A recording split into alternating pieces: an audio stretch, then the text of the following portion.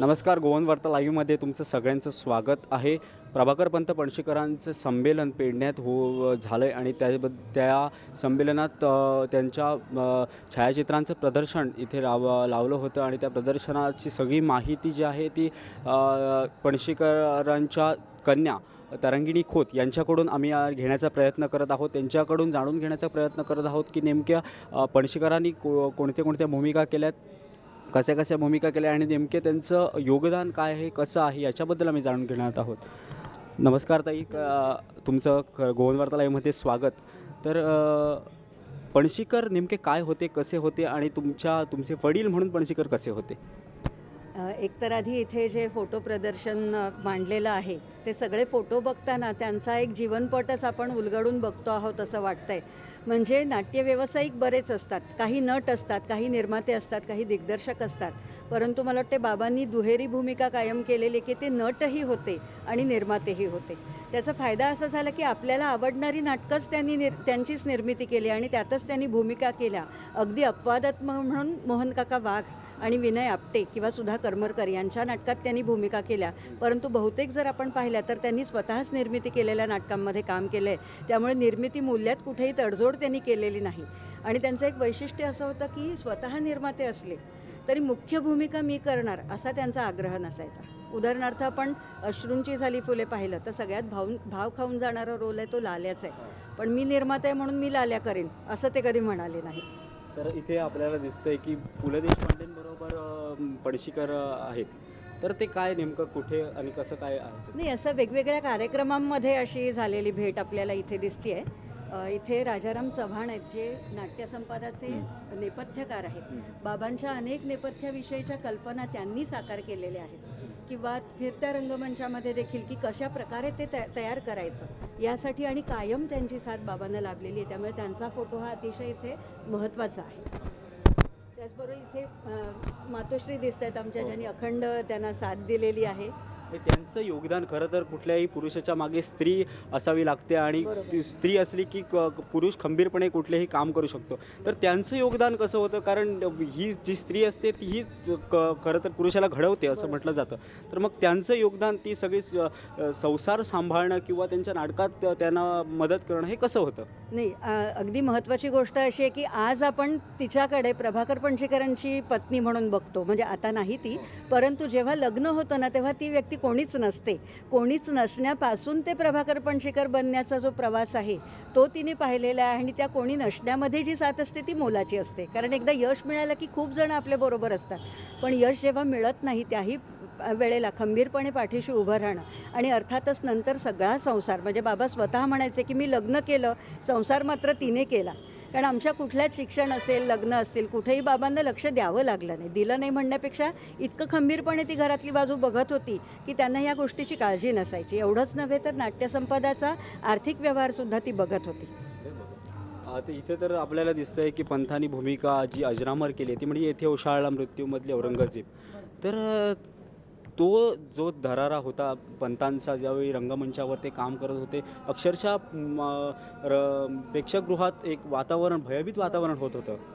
आणि दुसऱ्या बाजूने तर घाणेकरांसारखे संभाजी महाराज करत. तर काय नेमकं त्यांचं समीकरण होतं आणि कसे ते ती संपूर्ण भूमिका त्यांनी स्वतःच्या पद्धतीने बसवली, स्वतःच्या पद्धतीने तो औरंगजेब रंगवला. आणि त्यासाठी महत्त्वाची गोष्ट म्हणजे त्यांचं वाचन खूप होतं, इतिहासाची आवड होती. मग तो कसा असेल याची कल्पना करून त्यांनी त्याची वेशभूषा कशी असेल, म्हणजे पहिल्या प्रयोगात त्यांनी ठरवलं की कसं असेल त्याची पहिली एंट्री, तर त्यांनी स्वतः टक्कल करून आले होते. आता हा कसा दिसेल स्वतःची त्यांची कल्पना होती की रंगभूषाकारांनी सुचवलेले कपडे किंवा सुचवलेला वेश त्यांनी केला नव्हता, त्यांनी स्वतःच्या कल्पनेने रंगवला होता. आणि केशवराव दाते त्यांच्या पूर्वी त्यांचा औरंगजेब गाजलेला होता, पण हे नाटक बघून ते म्हणाले की ह्या पुढची 50 वर्ष लोक तुझा औरंगजेब ओळखतील. त्यांनी असे हजाराच्या अधिक त्यांनी त्याचे हे केले, प्रयोग केलेत.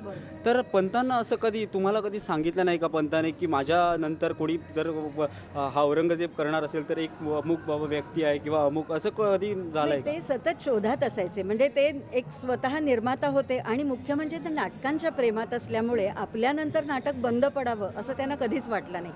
म्हणजे एक प्रयोग सांगते, अश्रूंची झाली फुले त्याचे प्रयोग जेव्हा कमी होत आले म्हणजे संपत आले तेव्हा त्यांना असं वाटलं की आपण नवीन लाल्या तयार करावा. म्हणजे श्रेयस तळपदेचं जे पहिलं पदार्पण आहे ते ह्या नाटकाच्या निमित्ताने झालं आणि पहिल्यांदा रंगभूमीवर असं घडलं की जुन्या नाटकातली सगळी पात्रं आली आणि आपापले वेश या नवीन कलावंतांना देऊन नवीन संचामध्ये हा प्रयोग आम्ही केला.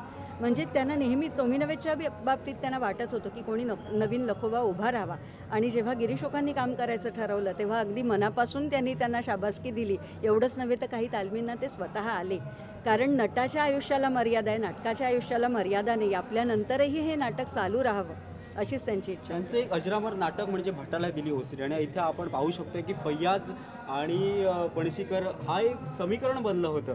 तर नेमकं हे सगळं पेलणं त्यांना कसं जमत होतं? आता हे जे आपण फोटो बघतोय ते रिमेक आहे त्याचा. म्हणजे मूळ पहिल्यांदा ज्याच्यामुळे बाबांना प्रसिद्धी मिळाली नट म्हणून ते नाट्यनिकेतनने सादर केलं होतं. म्हणजे ते इतकं विनोदी नाटक होतं आणि त्याचा जो विषय आहे तो आजच्याही काळात लागू आहे की भाडेकरू येतात आणि घर बळकावून टाकतात. तर तो जो विषय मांडलेला आहे पुन्हा एकदा थोडासा फार्सिकल आणि विनोदी अशी भूमिका आहे. आणि फैयाज साईंनी तर आमच्या इतक्या नाटकांमध्ये काम केलेलं आहे. अश्रूंची झाली फुलेमध्ये कट्यार तर आपल्याला सगळ्यांना माहितीच आहे. ही सगळी मंडळी एका कुटुंबासारखी राहत होती. कटेराचा उल्लेख आला. असं म्हटलं जातं की कट्यार खऱ्या अर्थाने जर रंगमंचावर आलं तर ते प्रभाकर पणशीकरांमुळेच आणि त्यानंतर अजरामर केलं ते वसंतराव देशपांडे या सगळ्या मंडळींनी. तर मेन कास्टिंग स्टार कास्टिंग ही प्रभाकर पणशीकरांनी केली आहे. तर त्याबद्दल तुम्ही काय सांगाल? कारण जर ती कास्टिंग नव्हती तर आज कट्यार आपल्याला दिसलं नसतं आणि हिंदीतही त्याचे एकच प्रयोग झाला हिंदीत दुर्दैवाने. मात्र एकच प्रयोग झाला. हे सगळा जो प्रवास आहे तर वसंतराव देशपांडेंसारख्या गायकांना किंवा जितेंद्र अभिषेकींसारख्या गोव्यातील आपल्या समविचारी माणसाला घेऊन चालणं हे प्रभाकर पणशीकरांना कसं जमलं? कारण एक निर्माते दिग्दर्शक म्हणून त्यांनी एक जोखमीचं काम तिथे केलं होतं. नाही, एक तर आहेच की सतत म्हणजे त्यांचं चौफेर लक्ष असायचं. म्हणजे नवोदित कलावंतांना सुद्धा संधी देण्याकरता ते पुढे असायचे. त्याचबरोबर लोकांचं काम म्हणजे प्रत्यक्ष जरी काम केलं नसलं तरी कशा प्रकारे काम आपल्या ह्या नवीन कलाकृतीला कोण न्याय देऊ शकेल अशाच प्रकारच्या व्यक्ती निवडल्या आणि एकदा निवडल्यानंतर मात्र कुठल्याही प्रकारे त्यांच्या कामात ढवळाढवळ केली नाही. पूर्ण विश्वासाने ते काम सोपवलं आणि म्हणूनच मला वाटतं एवढी अजरामर कलाकृती तयार झाली. आपण पुढे निघत असताना मला असं विचारावं असं वाटतं की तुम्हालाही एक संधी मिळाली की पंतांबरोबर काम करण्याची. तर ते काय नेमकं होतं? कारण जान्हवीताईंना आम्ही बघत होतो यार त्यांच्याबरोबर काम करताना. तुम्हालाही एक संधी मिळाली तर कसे होते? कारण वडिलांबरोबर किंवा एवढ्या मोठ्या नटाबरोबर नटवर्यांबरोबर काम करणं हे खरंच कठीण काम असतं. तर नेमकं काय होतं ते? नाही, आपले वडील नटवर्य आहेत हे कळायच्या वयातच आम्ही नव्हतो. आणि लहानपणी जसं म्हणजे तोमिनवेजमध्ये अगदी 2.5 वाक्यांची छोटीशी भूमिका आहे वेणू म्हणून. तर ती आपल्या गंमत म्हणून आम्ही करायला सुरुवात केली. पण ते करताना खरं तर घरात बसून आपल्याला कळत नाही की आपले वडील नेमकं काय करतात. आपल्याला फक्त तो समोरचा भाग दिसत असतो. स्टेजच्या पुढून प्रेक्षक म्हणून आम्ही बघत होतो. पण जेव्हा प्रत्यक्ष ती अगदी छोटीशी भूमिका असेल त्यांच्याबरोबर वावरायला मिळालं. कारण आपण म्हणतो की गाव तिथे नाट्यसंपदाचं नाटक, पण सगळ्या ठिकाणी ज्या सोयी असतात त्या जर आपण पाहिल्या तर इतक्या कठीण प्रसंगांमधनं बाबा जाऊन प्रयोग करत होते. आणि अगदी महत्त्वाची गोष्ट अशी सांगायची मला की कुठल्याही जिथे नटमंडळींची व्यवस्था केलेली असायची, माझी AC रूम वेगळी, माझं हॉटेल वेगळं असं कधीही बाबांनी केलं नाही. जिथे माझे सगळे मंडळी राहतात तिथेच मी राहणार, कारण ते आहेत म्हणून मी आहे. आमच्या बसने सगळे आम्ही प्रवास करायचो. त्या प्रवासात सुद्धा बाबा कायम जागे असायचे, कारण ड्रायव्हर बरोबर कोणतरी पाहिजे. आणि आमच्या भरोशावर ही सगळी माणसं नाटक करून रात्रीची मध्यरात्री नाटक संपून इथे झोपलेली आहेत. नटसम्राटाचा उल्लेख येतोय कारण श्रीराम लागूंनी अजरामर केलं आहे, जे नटसम्राट तेही पणशीकरांनी केलं असं ऐक्य आहे. तर नेमकं काय आहे? कारण नटसम्राटासारखं श्रीराम लागूंनी जे केलं त्याच्या आधीच पणशीकर बाप्पासाहेब बेलवलकर म्हणून उतरले होते. तर नेमकं काय कसं? नाही, अगदी खूप खरं सांगायचं तर शेवटीच हा प्रयोग झाला. बाबांनी काही सुरुवातीला हे केलं नाही. परंतु मला वाटते प्रत्येक नटाची एक इच्छा असते की अशा तऱ्हेची भूमिका की आव्हानात्मक भूमिका आहे की आपल्या पद्धतीने आपण ती कशी सादर करू. तर मला वाटते तो त्यांनी प्रयोग एक वेगळा केला आणि अतिशय चांगल्या पद्धतीने तो प्रयोग झाला किंवा त्यांना समाधान देणारी ती भूमिका होती. त्यांचं वयही त्याला साजेसं होतं. म्हणजे खरोखर त्या वयातही होते आणि ती दुःख एक वृद्धत्वाची असतील किंवा त्यांची एक वेगळी दृष्टी होती त्याच्याकडे बघण्याची की एवढ्या मोठ्या नटाचा उतार वयाचा प्रवास कसा असेल आणि तो दुःखद असला तर ते शेवटी दुःख म्हणजे ते नेहमी म्हणायचे की ही नटाची शोकांतिका नाही आहे, ही त्या वृद्धत्वाची शोकांतिका आहे. पण तो इतका मोठा नट असल्यामुळे ती भूमिका ती जी शोकांतिका आहे ती आपल्याला अधिक बोचते, अधिक जाणवते. शेवटचा प्रश्न मी विचारू इच्छितो. पंथांची समयसूचकता कशी होती, कारण त्यांना वेळेचं बंधन फार होतं, तर नेमकं ते घरात कसं होतं आणि त्यांच्या नाटकाच्या तालमीत कसं होतं? नाही, घरात ते थोडेसे गंभीरच असायचे. म्हणजे हास्यविनोद जरी झाले तरी ते आपल्या नाटकांच्या विश्वात असायचे. कित्येक वेळा असा पहिला प्रयोग आहे किंवा काय, ते त्यांच्या खोलीमध्ये त्यांची अशी पद्धत होती की फेऱ्या मारत ते आपली वाक्य म्हणत असायचे. म्हणजे तो त्यांचा एक रियाजच होता. त्यामुळे शक्यतो प्रयोगाची वेळ असेल तर आम्ही कोणी त्यांना डिस्टर्ब करायचो नाही. परंतु स्टेजवर किंवा इतर ठिकाणी मात्र त्यांची म्हणजे समयसूचकता नेहमीच जाणवते. एक उदाहरण म्हणजे राधेश्याम टोमी नवेजमधला जो राधेश्याम महाराजांचा सीन आहे, तो अगदी प्रत्येकाचा लाडका आहे. म्हणजे घरातल्यांचा तर आहेच, परंतु वेगवेगळे नटनटी म्हणजे सगळ्यांना जेव्हा माहिती पडायचं की इथे शिवाजी मंदिरला टोमी नवेजचा प्रयोग आहे, तेव्हा त्या सीनला येऊन बसायचे. आणि अगदी बाबांनी मोजक्याच चित्रपटांमध्ये काम केलं होतं. तर तेव्हा आई कुणा म्हणू मी नावाचा चित्रपट त्यांचा गाजला होता. तर कोणीतरी, म्हणजे आता मला नाव आठवत नाही, परंतु ते राधेश्याम महाराजांच्या सीनमध्ये बसले आणि म्हणाले, महाराज माझी आई नुकतीच गेली आहे, आई कुणा म्हणू मी. आता हा तर म्हणजे असा प्रसंग आहे की त्यावेळेला महाराजांच्या भूमिकेत आपण बोलणार काय, खोडसाळच प्रश्न होता तो. पण त्यांनी ताबडतोब दिलं उत्तर, बाळा आता मीच तुझी आई आणि मीच तुझा बाप.